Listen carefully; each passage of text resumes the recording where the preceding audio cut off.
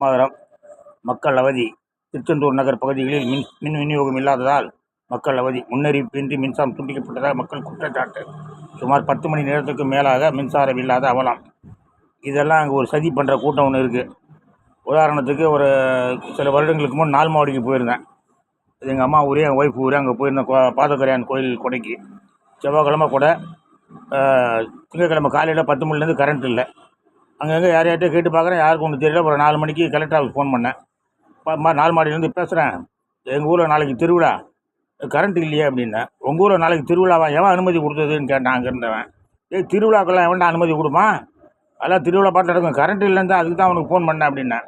என்ன போதையில் பேசுறியா, இப்போ பார் போலீஸ் வரும் பார் அப்படின்னா.